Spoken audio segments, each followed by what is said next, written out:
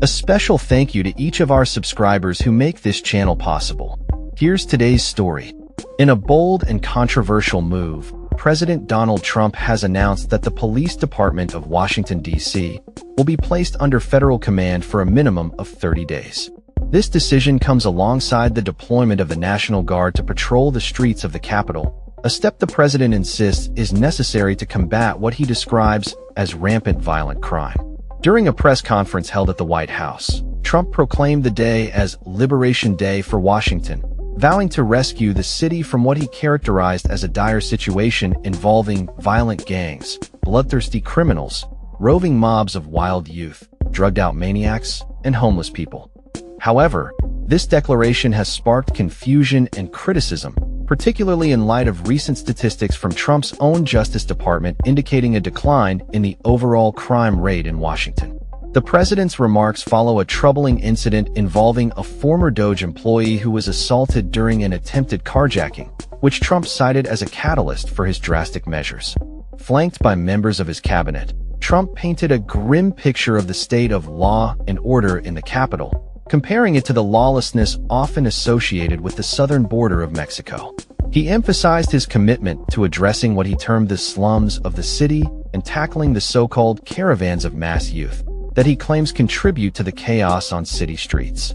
In a series of posts leading up to the press conference, Trump utilized alarming language, declaring that Washington has become one of the most dangerous cities anywhere in the world, but promising that it would soon transform into one of the safest.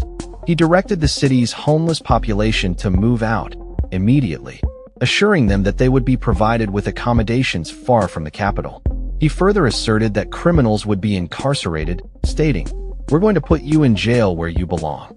To justify this unprecedented federal intervention, Trump invoked a rarely used provision of the 1973 D.C. Home Rule Act, which allows for federal control of local law enforcement in times of crisis.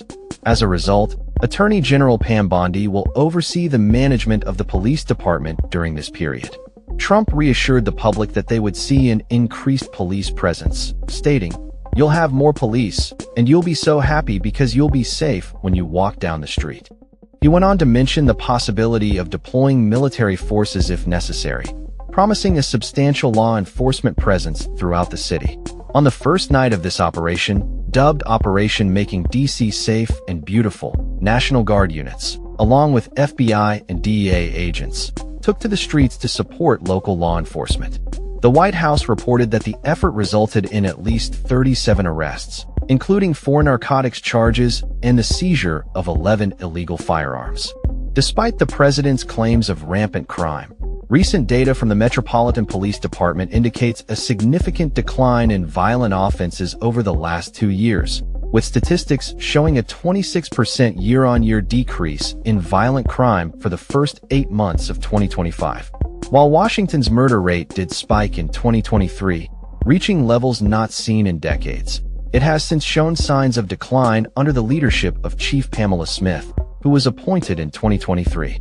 The city has experienced a notable drop in violent crime overall, leading many to question the necessity of Trump's aggressive federal intervention. Critics have been quick to respond to the president's actions. D.C. Mayor Muriel Bowser described the move as unsettling and unprecedented, though she acknowledged the legal limitations of her office in contesting it. She also suggested that a heightened law enforcement presence might be beneficial for the city. However, civil rights advocates, including Reverend Al Sharpton, condemned the federalization of D.C. law enforcement as a dangerous affront to justice and civil rights, arguing that it serves to suppress dissent rather than genuinely address crime.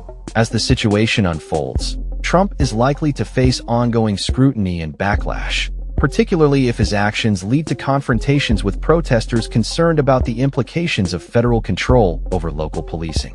The coming weeks will reveal whether the president's measures will effectively address the concerns he has raised or if they will further exacerbate tensions in the Capitol. As the debate continues, the citizens of Washington, D.C. are left to navigate the complexities of safety, governance, and civil rights in an increasingly polarized political landscape. That's all for this story. We upload videos every day covering many different subjects, so hit that subscribe button to stay informed. Thanks for watching.